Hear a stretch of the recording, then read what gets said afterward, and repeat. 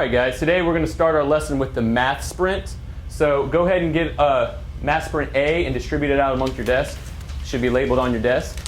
I don't actually read directly from the script. I adjust the script based on my students' achievement levels and how my class is progressing throughout. So I look at the script as a type of resource, but adjust it on which class I have and how the class is progressing. Now, as we do Math Sprint A, this is a review of powers of 10. Powers of 10. Remember, you're going to have 60 seconds to complete this math sprint. The goal of the math sprint is not to complete the entire thing. The goal is to do your personal best. Okay? So you're going to have 60 seconds on my mark. Okay? Ready, set, and think. Well, the benefits of the fluency practice piece for students is it gives students a successful start when they begin a normal lesson in your work time period. It also allows the lower students to have a small amount of success if they can do the computation correctly. Doing sprints as the resource directs allows the kids to have a sense of fun when doing the mathematics. And when they're having fun, it kind of builds confidence so the students can be more successful in the math.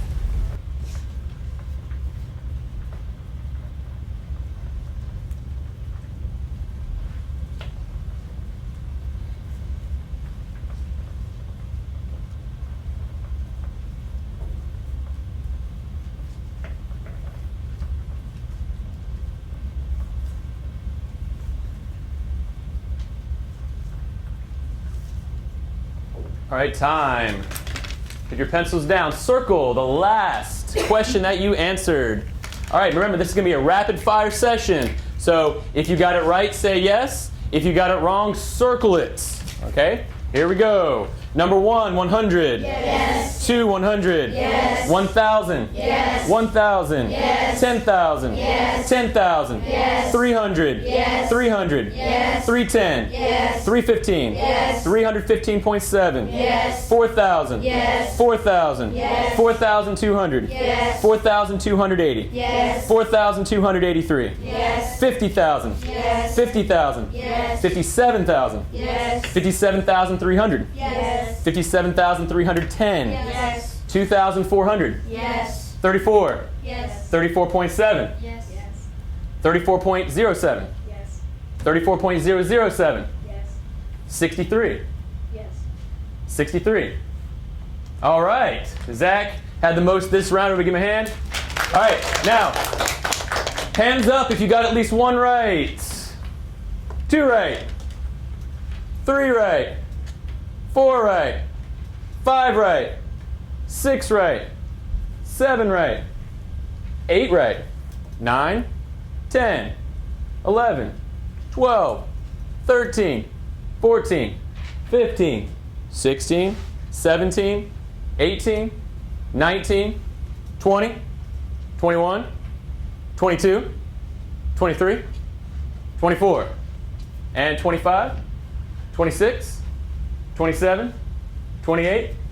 Okay, 27 right for Zach. Okay, now, let's go ahead and stand up and let's clear out our minds. We're going to do a little stretch here in between. Remember, refresh your brain. Let's get some going in here. Adita, what do you want to do? She wants to do jumping jacks. As we do jumping jacks, try not to hit anybody, but let's count by 5s, okay? Ready, go.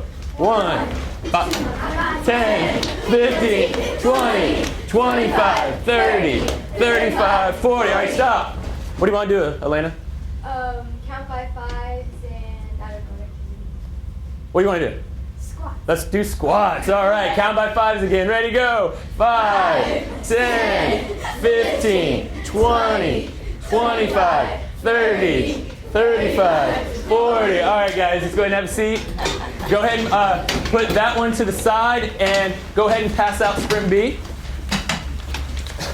All right, remember, the goal of sprint B, once again, is not to finish. The goal of sprint B is to do better than you did on sprint A. Let's see if you can beat yourself. So it's going to be tough for Zach since he had about 27, right? Let's see if he can beat that, and along with everybody else, okay?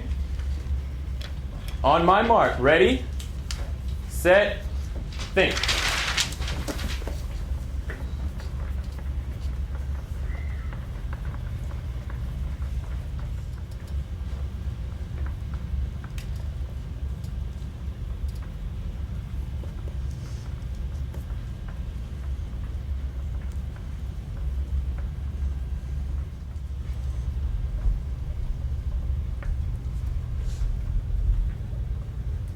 And time. Okay, circle the last question you were on. And once again, rapid fire answers. Say yes if you got it right, circle it if you got it wrong. Start with number 1. 100. Yes. 100. Yes. 1,000. Yes. 1,000. Yes. 10,000. Yes. 10,000. Yes. 5. Yes. 5. Yes. 5.1. Yes. 5.16. Yes. 5.167. Yes. 6. Yes. 6. Yes. 6.2. Yes. 6.28. Yes. 6.283. Yes. 7. Yes. 7. Yes. 7.6. Yes. 7.63. Yes. 7.631. Yes. 43. Yes. 43.7. Yes. 43.7. Yes. 43.07. Yes. 43.007. Yes. 73. Yes. 73. 73.8. All right, write the correct amount in the top corner of your page. All right, hands up if you got 1 right, 2 right, 3 right, 4 right, 5 right, 6, 7, 8, 9, 10, 11, 12, 13, 14, 15, 16, 17, 18, 19, 20, 21, 22, 23, 24, 25, 26, 27, 28. All right, so 27 was our number again. Now, here's the thing. Let's see who improved. Stand up if you improved. Okay, we had all these people make an improvement. Now, stay standing if you improved by at least 1, at least 2, at least 3, at least 4, at least 5, at least 6, 7, 8, 9, 10, 11, 12, 13, 14. All right, Nate, most improved for the day. Very good. Everybody give Nate a hand. All right. So last thing we're going to do, what I want you to do is I want you to turn and talk with your group and discuss some patterns that you noticed. And if you made mistakes, discuss those mistakes that you made. So I'll give you 1 minute to turn and talk with your group. Go ahead. Well, the mistakes that I made, I didn't finish some of them, but and some of the patterns, some of them repeat for 2 in a row. I'm just not fast. I'm not fast at all, but I thought this one was 70 because it was 70, but I realized it was 7 because it's 10,000. I noticed it takes me longer to do division than multiplication. Yeah, definitely. Yeah, I think it was just like that. It was doing the 100s first, and then it started going into 5s, and it started from multiplying, then going to dividing, and making it harder, and changing the, Especially trying to figure out how much the exponents are. It's kind of hard to remember, oh wait, we gotta multiply it by 2 or the exponents. 10 times 10, 100, so 10 to 2. All right, guys, time. Hey, that's very good. I like your talking. I like how you guys discussed it. So next time we do this, you'll do a lot better. Now, go ahead and put those to the side. You can slide them inside your math notebook if you need to. And go ahead and transition to get your dry erase boards and get your hundreds chart.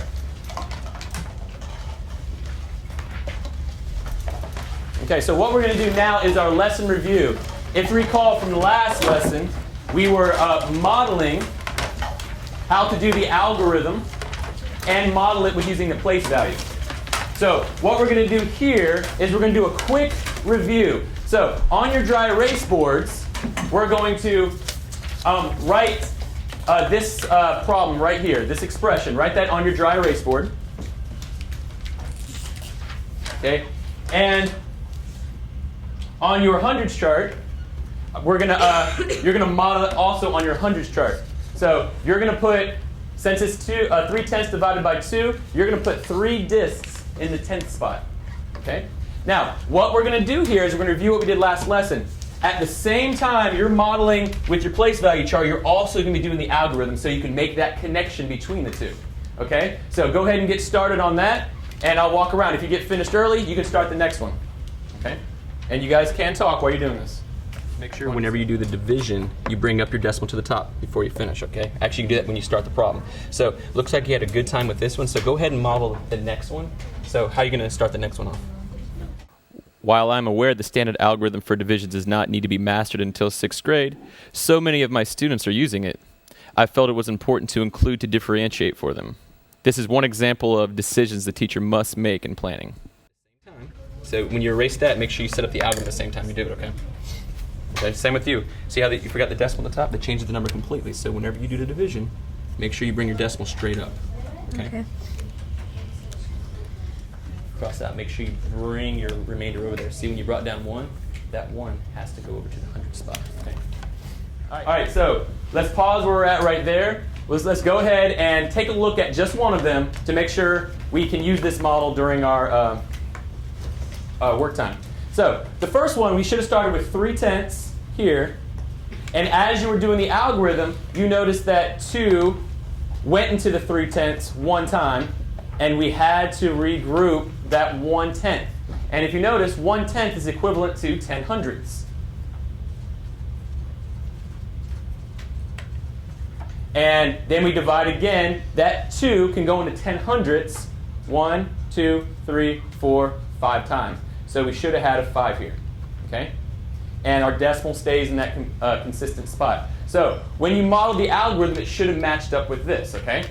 So that was a quick review of the last lesson. I walked around with some of you. But this strategy you can use while we're doing our lesson today. So if you like the strategy with the place value chart, you can use that during our lesson today. So let's go ahead and erase that. And go ahead and put your things back into the middle of the table. So go ahead and erase your dry erase boards. Put the stuff back in the middle of the table. Stack it neatly. And we're going to transition into what we're doing today for our lesson. Specific ritual and routines that are helpful this is a very fast-paced lesson. So it's important to prepare your questions in advance, to prepare your charting and everything in advance, and not just wait and do everything off your head because it's a lot going on. All right, so good job on the fluency practice and the review. Now, our main lesson today, we have something we're focused on. First of all, our objective today is students will be able to solve word problems using decimal operations by using tape diagrams. Now, the question that you need to think while you're doing this is, how can I model real-world problems that involve decimal operations?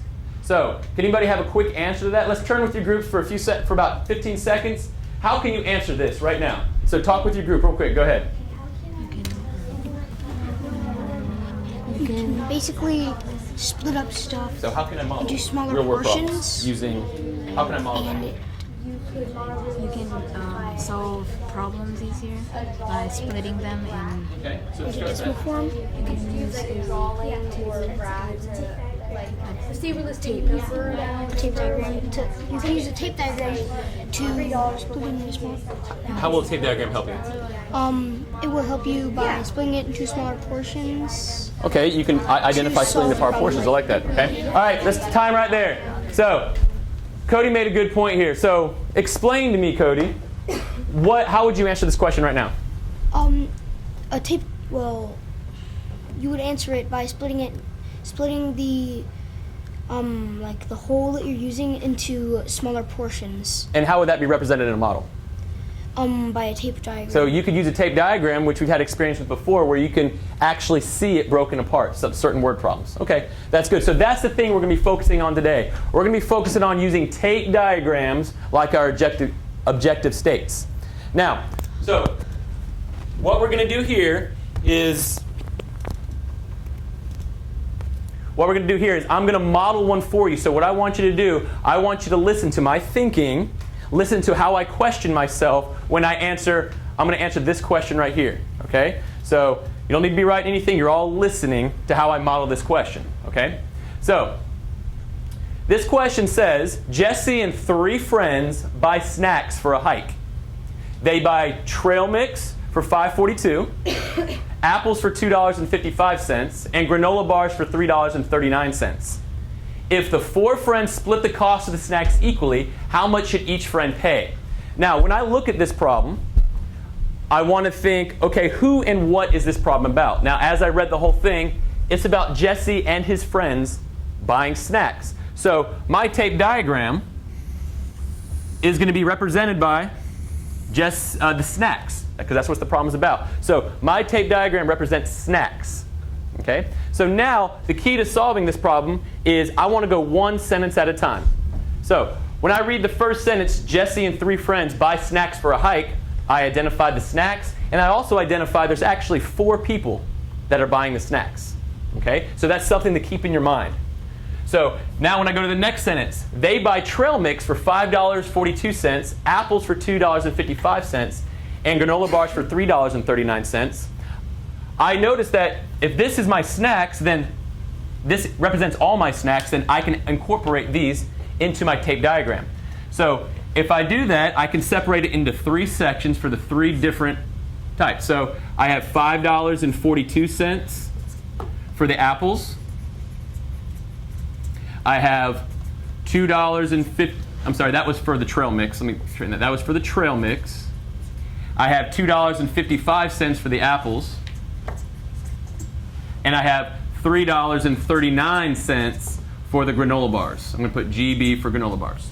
Okay? So my tape diagram represents the trail mix. So I put my trail mix in here. So that covers that sentence.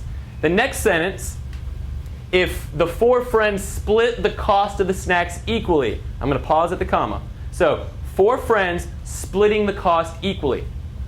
So I need to have this represented another way as well. So I'm going to draw another tape diagram that I'm going to say is the same as this. So this and this are the exact same thing because I have to now split this up equally. Since there are 4 friends and I'm splitting it equally, I want to make sure I have equal portions here. Okay? So I just represented the same thing, but with it separated into 4 sections because that's what that sentence states. And the last thing we always focus on is how much should each friend pay. So this does say each friend, and I know from experience with word problems that each represents 1 friend. So my question is asking for 1 friend, and if this tape diagram represents my friends, I only want to know 1 of those. And I can also label that here as in cost for 1 friend. Okay. So what I have right here is a representation of my word problem. Now I can go back and I can analyze and go, now how can I solve this? Well, if this is all of my trail mix, then, or I'm sorry, all of my snacks, then I can combine them using an expression to represent this. So my expression for this whole thing, I would have to combine these together and add them. So I would do $5.42 plus $2.55 plus $3.39. And I need to make sure I line up my decimals when I add. So if I add these together, which I'll do quickly, I get $11.36. Okay, so that's what this represents right here, is $11.36. When I went, okay, I have to split this equally, and I know in my math vocabulary, when I split something up equally, that means I need to divide. And since there's 4 friends, I want to divide this by 4. So I'm going to write a division sentence that divides by 4. Move my decimal to the top, and I'm going to do my division.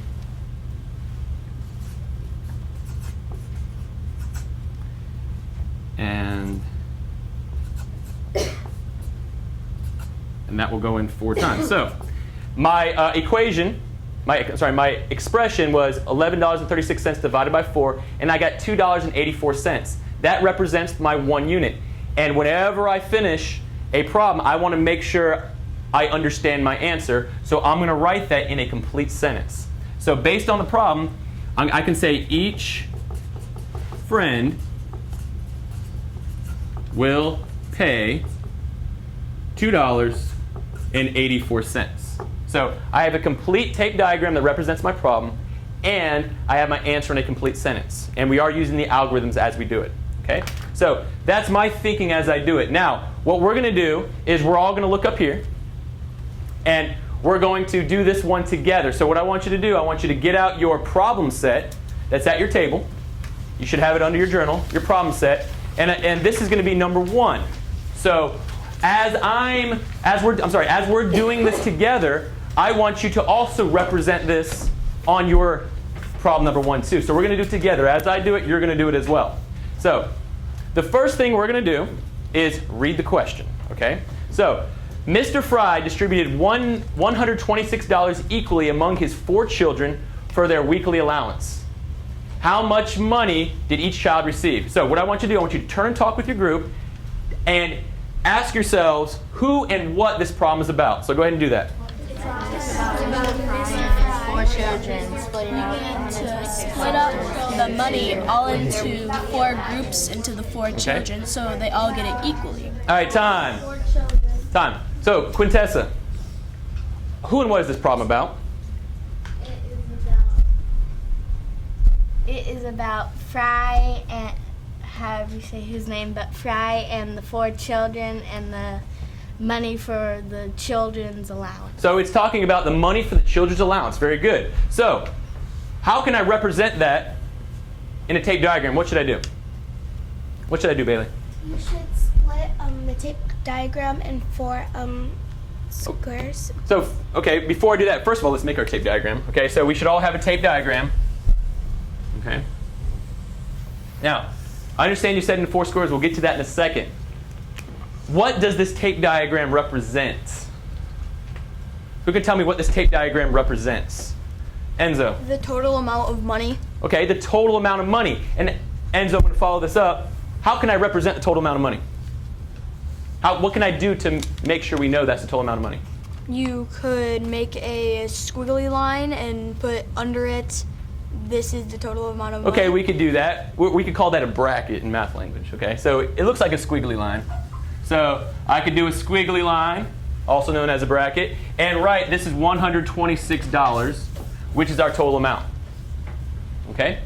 Now, so this is our tape diagram. Now what we want to do is we want to read the problem 1 segment at a time. So when I read this first sentence, I want you to turn and talk with your group and discuss what information is in this that we can use for our tape diagram. So go ahead and turn and talk. That first sentence.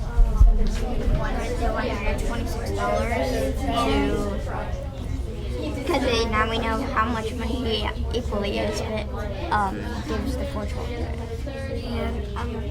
And about him splitting up $126 into his 4 children. All right, time. So this group over here, Amari, what important information did you see in this problem? Important information was the total amount of money and how many children there was. Okay, since we already discussed the total amount of money, what did your group discuss about the 4 children? 4 children, we discussed that we needed to split the money up equally into these 4 children. Okay, so she noticed that the 4 children right here, they want to share their money equally. So she wants to split her tape diagram into 4 equal spots. So let's go ahead and do that. So we could separate it into 4 equal spots, and each of those spots represents a child. Okay. Now, is there any other important information in here that we missed? Okay. So that means let's go to our actual question. So very important, the question. So let's turn and talk for this last part. How much money did each child receive? Talk about what's important about that. There's 4 places. They have to find out how much money that the children have to receive, and so they have to split it up equally. So they have to divide. Right, I was just saying, you need to split it up, you have to divide.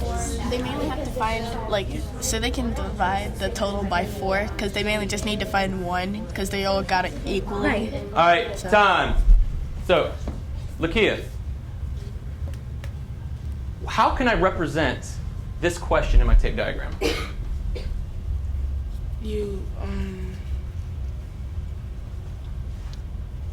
It says, how much money did each child receive? So, first of all, what is it? Let me rephrase that. How can I show which part of this tape diagram, which part of this tape diagram represents each child? The 4 lines. The 4 boxes here. So, if the question is how much money did each child receive, what symbol can I put on here to represent the question? You divide. Okay, we are going to divide. That's true. Okay, quickly, let's turn and talk one more time to help her out a little bit. What can I do to my tape diagram that represents the question? So talk for about 10 seconds. Question mark to represent that you don't know the answer or how much that the one child received yet. So we put the question mark. Ben, you know where we put the question mark? In any box, like the first box or the last box, whichever one. Why would you put in the first box? Because What's the box represent? You told me each child. Each child. So the question's asking how much did each child receive. So you would put the question mark in the box, right? Okay. All right. Lakia, how can I represent the question in this problem? We just talked about it. How can I represent the question in this problem? What did your group talk about? What symbol would I use? Question mark. So where would I put it? In the first box. Why would I put it in the first box? Because it represents the child. So it represents one child, okay? So I'm going to put a question mark here to represent my one child that I'm looking for, okay? So we have our simple tape diagram right here that represents that. Now, what I need here is, one more turn and talk. I need you guys to turn and talk and discuss what expression can I write that represents this tape diagram. You could write 126 divided by 4, so you can find out how much one child receives. Okay. That's right. All right, let's go ahead and stop. Now, Frank, what expression can I use to represent this problem? You could do 126 divided by 4. How do you know that this is a division question? Because the problem is asking you to split $126 into 4 groups. How do you, I don't see the word split. How do you know it was a split?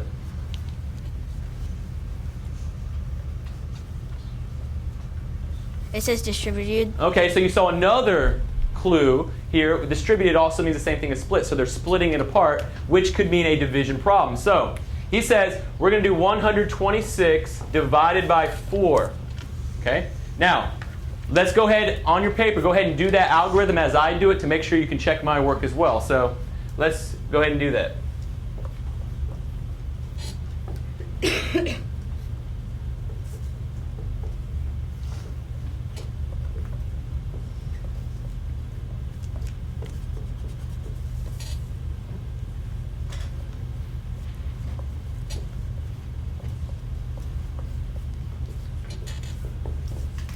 Now, as you were dividing, I hope some of you realize that you can't have a remainder when you're doing decimals and that you added an extra 0 at the bottom. So it should look like this. Now, did I do the problem right? We're good? Okay. So, next, final step. I have my division problem here that represents my one child, so I answered my question. I need to write this in a complete sentence. Okay? Violet, give me a complete sentence I can write this in. A complete sentence that you could write it in is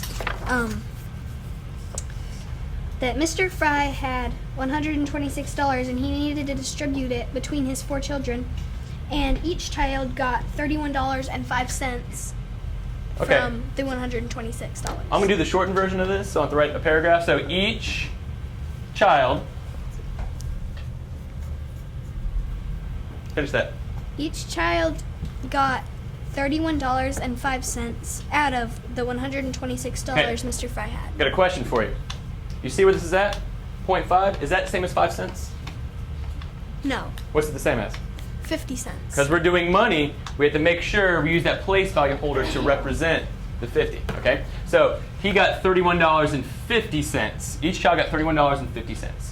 So we have a short, complete sentence that represents that. Okay? So you have this example we did together. So now what we're going to do is we're going to go into our group period. Now, all of you are already in your assigned groups. So what we're going to do here is we're going to do a problem set. You're going to use what information you learned here to do the problem at your desk.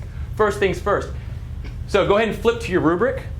And how do I know if I'm meeting the standard for this problem set? How do I know if I'm meeting the standard? So, Ellie, how do I know if I'm meeting the standard? Because you're making a model. Okay, we're making a model. How else? What else has to happen? Student has an accurate, organized, complex explanation of their reasoning. Okay, so you can have an accurate, organized, and complex explanation of your reasoning, which could be a tape diagram and showing my work. And what must happen to meet the standard, Enzo? Our answer must be correct. Our answer must be correct, and that will meet the standard. Now, overall, as we're in our work period, what must we sound like to be good mathematicians? What must we sound like? Ashley. We would ask questions to each other about and question each other about the way we did the problem and how it was different. All good math students question each other. How else do I know if I'm on task? Ashton. Student explains his or her problem in detail. So we're explaining our problem in detail, and I'll go ahead and go through the rest. Make sure we're on task. We use appropriate amount of math vocabulary, and we respect all the ideas that are presented. Now, some of you may have different numbers in your question, so just you guys can help each other out at your table. Just remember, stay at voice level 1. Remember to, if you have a question, you can raise your hand, but I'm going to be roaming the classroom, so I'll get to you eventually. Also, stay with your group. If you have a question, you need to get out of your seat, raise your hand, and please focus on your work. So you're going to have 15 minutes to get as far as you can in those questions by working together. When there's 5 minutes left, we're going to stop and I'll give you new directions, okay? So let's go ahead and get started with your problem set. Things I consider when planning the resource is I consider the success of other students during previous lessons. So I could focus more on an I do if overall the class was struggling, or a we do. And if I see the class is progressing and they could be more independent, then we'll spend more time on the they do and you do. But okay, first of all, you read it, correct? Who and what is this problem about? John, and he's asking his siblings to do the chores. So he's asking all of his brothers and sisters to do chores for him. Mm-hmm. So if he's doing that, how many kids are doing the chores? 3. Oh, there's 3 kids doing the chores now. So can we have a tape diagram that represents that? Can we show that? So draw a tape diagram that represents 3 kids doing the chores now. Okay. Now, what's going to happen? Okay, so we're going to go sentence by sentence. So what happens next? If John pays his allowance equally to his brother and 2 sisters, how much money will each of his siblings have received in all? So what's important in that part? There's 3 people, and What's he doing with the money? he's equally giving it to the 3 children. He's equally giving it to the 3 children. So use the information. I'll pick that up. Use the information in this first problem and use it to relate to this one. You guys discuss and see if you can figure out. Use the information here, use this, see if you guys can figure out how to finish that tape diagram off. Okay, you guys can talk together. Well, for certain students, I differentiated by one giving different starting points for certain students, and also I maybe manipulated the numbers in a way that would be more beneficial to them and make them have more success in the question. Splitting up the 30, that's $10, but then you have $1.50 left. You split that up into 3 groups, which would be 50 cents. You can do $10.50 to multiply by 3, and it'll get you $31.50.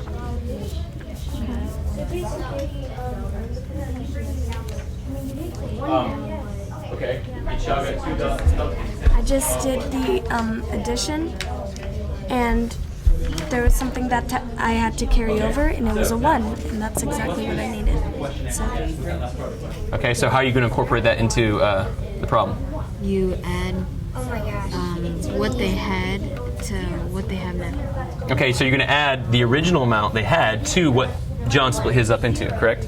Okay, so keep working on that. Looks good. I decided how to differentiate by using anecdotal records from previous lessons and teacher observations throughout different lessons to see how they were progressing. If they were progressing slowly, then I accommodated accordingly. Yeah, you would write a 0 below that 1 and then subtract, which would equal 1. So when you subtracted and you got 1, and then Oh, you brought down the 1? a 5. And it goes to 0. Okay, then you got... Does that make sense? When you subtracted 1 minus 0, what'd you And get? then how many times can 3 go into 15? Okay. Yeah, go ahead and switch that. Now, my question is, what does your tape diagram represent?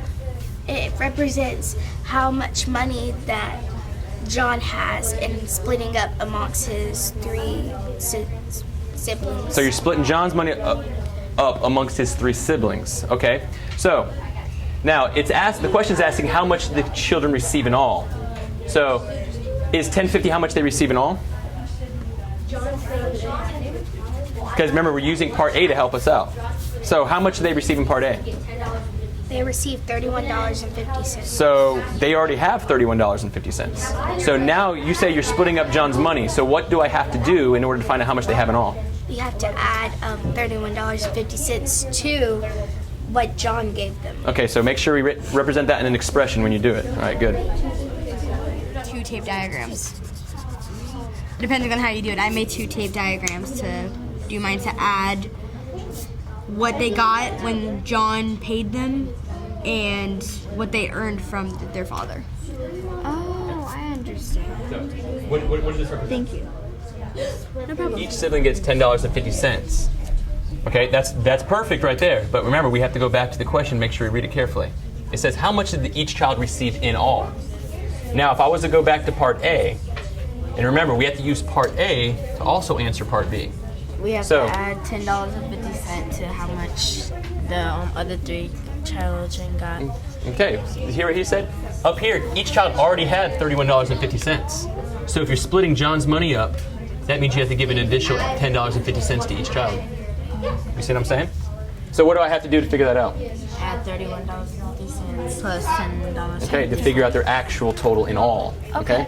So go ahead and make sure you have that on your paper as well. All right, thank you. I don't know how to express 2 into a tape diagram.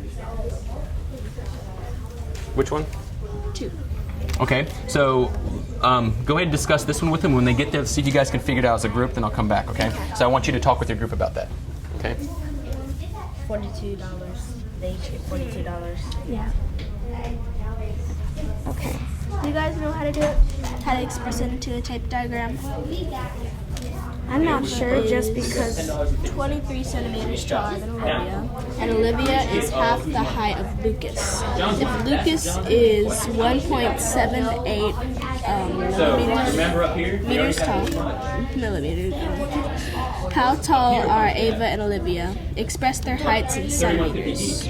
Okay, so we need to convert it. we need to find out how tall Ava and Olivia are.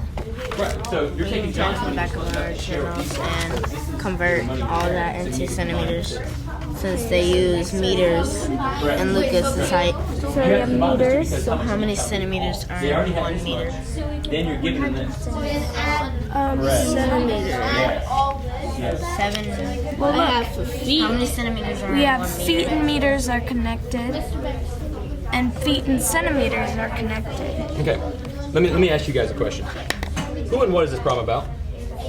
Ava, Olivia, Ava and Olivia. Lucas. And what are you doing? Trying to find Ava's and Olivia's. So you're trying to find students' heights. So, what information can I get out of the first sentence that'll help me make a understand this? Ava's 23 centimeters. Okay, she's 23 centimeters. Read the next part of that sentence. And Olivia is half the height of Lucas. Can you represent that in a tape diagram? Olivia being half the height of Lucas? Yes. Yes. We could have. So what is this tape diagram of? That's Lucas. Okay. And Olivia is half. Half. Do we know how tall Lucas is? Yes, he is this. Okay, so you have a beginning tape diagram, so you can already figure out what Olivia is, right? Then go back to the first sentence. See what you see. Ava is 23 centimeters taller than Olivia. So once you figure out Olivia, can you figure out Ava? Okay, so you have a starting point, so go ahead and move on from there. Okay? Ava Yes. is half of So That's fine. So, we know here. So Olivia is half a Lucas. Half of 1.78 meters is Olivia, and then Ava is 23 centimeters more. So then we need to split up Lucas and add 23 centimeters. Split up Lucas into That 2. tape diagram should represent Lucas. We need to divide You can 1.78 figure out divided by by that 2. right there. And then you You can get represent that, figure out Olivia. So which one's Olivia? 0.89. Half of that. But how do you divide that into 100 centimeters? Okay. 8.9. So you figured out Olivia. 0.989. 16. Now, Which is 1. so you might want to convert that to centimeters first. Okay. There's 100 centimeters. Times what? 16. All right, so we just finished our 15 minutes of work time. Now for the last 5 minutes, I want you guys to discuss with your group strategies you're working on, discuss the problems. If you're struggling with a certain problem, discuss it. We have math conversation starters up here. So if you want to discuss with your group, math conversation starters, so you can look at these questions and have a good discussion about the problems you did today. Okay? And remember, when you're doing that discussion, be a good math student and have successful math conversation, okay? 5 minutes, discuss what you did for the problems, and you can use these math conversation starters. So go ahead. I think that the tape diagrams help me because it help you split up the data to help you know. Let's say on part B, you're supposed to split it up between 3 people, the total $31.50. You're supposed to split it between 3 people. If you have equal parts in 3, you could put the number in there and then make another one to add on to the total of what each child has. Then I can go back to sentence 1 and say Ava is 23. What I did, I made the tape diagram, and it represented all of John's allowance, which was $31.50. And then I separated it into 3 to represent 3 of the kids. And so then I put a question mark in 1, so because we need to figure out 1 because they're all equal. And so then I divided, and I got $10.50. But then I added that to their own allowance from Mr. Fry in the last one, and I got $42. So each kid got $10.50 from John, and in total they would have $42. Here's the same problem. I just already told you. Helped us figure out how much money they all got. And so John got $31.50. So he gave all his siblings that, and then you had to add them all together. So you got information from this one that helped you with this one, okay? Yes. So what other information besides John's, what other information helped you out? That you had to split it equally. So if you get 1, you know them all. Okay, if you get 1, you know them all. Okay, that's important information. So that explains that. You got something else? And like also when you were on problem, when you started on A, like it gave you the problem, and we saw that it was John, a brother, and 2 sisters, and we're like, it has to be the 4 children at the top. Okay, yeah, so because it's part B of the thing. So you understood after you read this problem that it was associated with this problem. And then we were because it was similar to number 1 and number 2. It helped us with number 1B and 1A. 1A helped us with 1B. Right, so you'll see that a lot in certain problems if there's an A and a B, that it associates with each other. Okay. Yeah, because all you had to do was kind of combine these 2. I heard some good conversations. I noticed a lot of you were focusing a lot on certain problems, which is great. So what we're going to do now is we're going to discuss one of the questions. Okay. So I'm going to look at Violet's real fast. So she worked on question 2. Now, I know some of the stuff on hers is going to be a little bit difficult to see, but you guys are going to use your smart brains and try to figure it out. Okay. So what we're going to do here, you're going to look at her problem. All of you have the very similar problem to this. So I know it's a little bit grainy and hard to see. I'll see if I can focus it. But you're going to talk with your group for about 1 minute. and discuss, based on what you see here, if you were the teacher, what did she do in order to solve this problem? So look at it, talk. You can use your prior knowledge. You can use what you see here to help figure it out, okay? So go ahead and turn and talk with your group. For the student debrief, I considered the questions I was asking to students as well as the questions the students were asking each other. I also planned questions that would be more beneficial over the extent of the lesson, because the lesson template gave us certain questions, but I adjusted them based on my class's ability. Look here. See this entire tape diagram? How did she label that? She labeled that Lucas. Okay? So she put Lucas there. So how did she go from there? So she made a tape diagram of Lucas. And what did she do after that?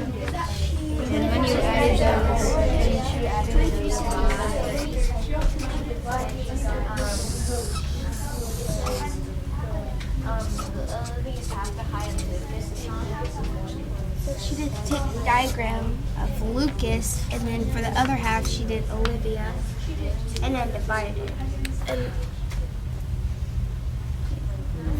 All right, let's go ahead and pause there. Now, I know this is a lot of work going on here. Can anybody identify, let's look at this section right here when we talk about it. This section right here. What do you notice is going on in this section? Okay, let's go ahead with Frank. What do you notice is going on in that section? Well, I noticed that it's about Lucas, and it says that it's 178 centimeters, and it's split into two. And then on the left side, it says that it says that one piece is 89 centimeters, okay. And that's Olivia's height. Why do you think, Frank, that she did it this way?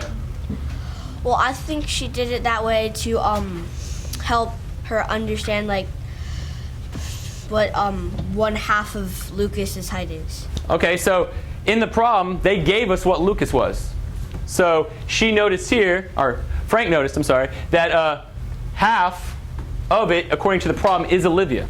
Okay, so she made a tape diagram on that. Okay, what do we notice down here? Anybody have a noticing from this bottom one down here? Okay, nobody? So what I want you to do, really quick, turn and talk again. Focus on this part right here. We understand that Olivia is half of Lucas, so that's how we got 89 here. So let's discuss what's going down in this one. What do you think is going on here? So talk with the group for about a minute. Saying that Olivia is 89 centimeters, and then off to the side it's split into two, and then it's saying that it's adding 23 centimeters more, and then on top of that it's labeled Ava, and then so. And then I see off to the side that Violet added 89 to 23 and got 112. So what do you guys notice about that bottom one down there? And the 112 centimeters was for Ava. And that got Ava's height. Okay. All right, pause. All right, Adita. What do you notice that she did right here? Olivia is 89 centimeters and that Avia is 23 centimeters. Did she put, so you're saying she put Ava as 23 centimeters? Mm-hmm. So now, according to the problem, what does it say about Ava? She's 23 centimeters taller. She's 23 centimeters taller. So why do you think she added this 23 at the end here?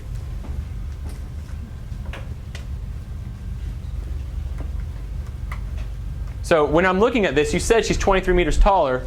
So she has Olivia, so this 23 meters could represent how much taller she is, right? Mm-hmm. So where should my bracket be to represent Ava? Under it. Okay, so we could, this whole thing under it could represent Ava because Ava's Olivia plus 23. Okay? All right. Last question. Now, let's talk about, for this up here, since we're going to model it the same way, let's talk about expressions. Okay? What expression can I use to represent Olivia? How I get Olivia? So turn and talk with the group for about 30 seconds. I need an expression to represent Olivia. Okay, so go ahead and talk.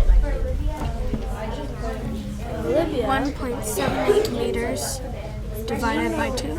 We know that Olivia is half of Lucas. So we're just gonna divide Lucas up, which is 1.78, and then we'll get and that's Olivia. But then we have to turn it into centimeters, so Then we have to in the convert question, it to centimeters.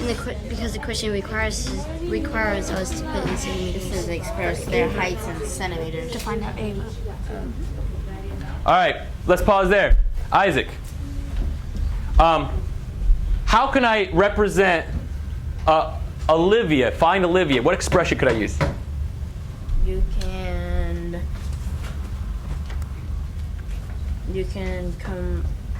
can after you find out half of Lucas. So you first of can all, convert. okay, let's pause there. You said we're going to find out half of Lucas, correct? So what expression can I write to find half of Lucas?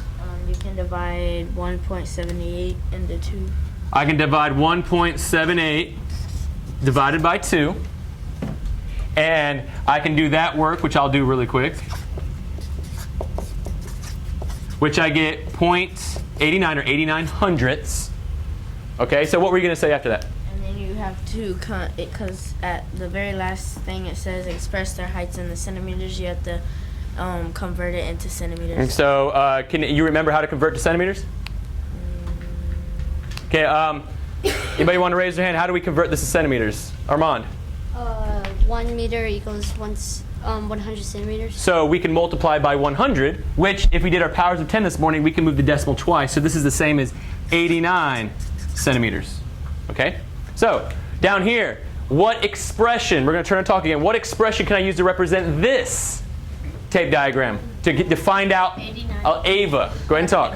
What I think is like you take Olivia's and then I added 23 and I got 112 centimeters. Yeah, because Olivia, like he showed on the board, Olivia is the whole tape diagram, and Ava is the whole tape diagram, and Olivia is 89 centimeters of that, and then the other portion of it is 23. Ashton, what expression can I use to represent Ava? You can subtract Olivia.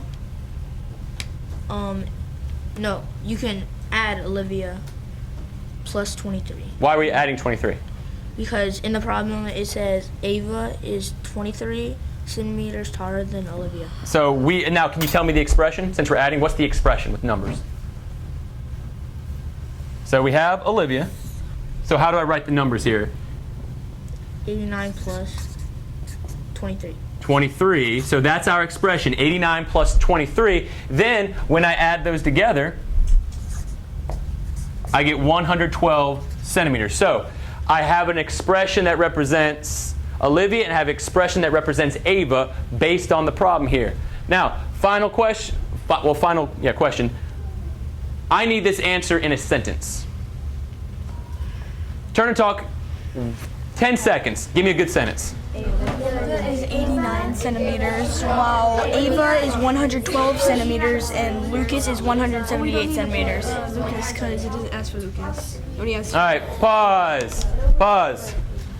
Brianna, give me a sentence that I could use to describe this answer. Let's talk about Ava first. What sentence can I say to talk about Ava? Ava is 112 centimeters. Okay, that's a good one. Ava is 112 centimeters. And Ashley, what sentence can I say about Olivia? Olivia is 89 centimeters. Okay, so we have a completion of this actual problem here. So tape diagrams are representations of the word problem that will help us solve a problem. So last thing, let's quickly go back to our essential question. Maybe we found something new. Turn and talk 30 seconds and review the essential question. How can I model real-world problems that involve decimal operations? Talk with your group. How can we do that? You describe.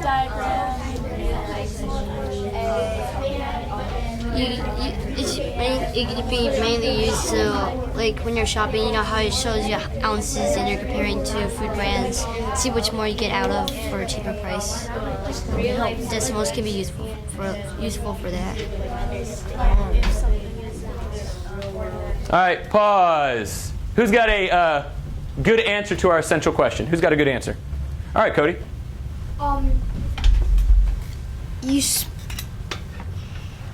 How can I model real-world problems that involve decimal operations? You could model them with a tape diagram, which makes it easier to solve the problem and come up with an answer and show your work. Okay. So it could be, you got to add on to that, Ellie? Well, like you said, you can make a tape diagram, and then like the tape diagram will help you stay organized with it, and so like it'll help you understand it better. Okay, that's good. Now, Armand, I heard you guys talking over there a real-life application of this. What were you talking about, real-life application? When you're shopping, you look at food brands, and on the box it usually says how much is in it. You can always use a tape diagram to compare, see which one you get more out of for a cheaper price. So if you're good with tape diagrams and that's some strategy you want to use to help you solve something in real life, you can use that. Okay. So now, just to see what we got out of it, inside your journal on the left side is your exit ticket. So I'm going to give you 5 minutes independently to work on your own and see if you can answer that exit ticket question. Okay. So go ahead and do that. Today's exit ticket will be used as a resource when I analyze the data. It'll be part of many things I consider when progressing to the next lesson and how I'm going to differentiate for the next lesson. There's a lot of things that you can adjust to fit the district model, such as using the application problem as an I do, and a lot of the we do can be part of your problem set, and you can use questions in your problem set also for the closing. The student outcomes really helped with my grouping because I could adjust problems and still have students meet the standard. It also helped with questioning. The embedded questions gave me insight to how I delivered to the class, and I could adjust those accordingly if I wanted to hit on other key aspects.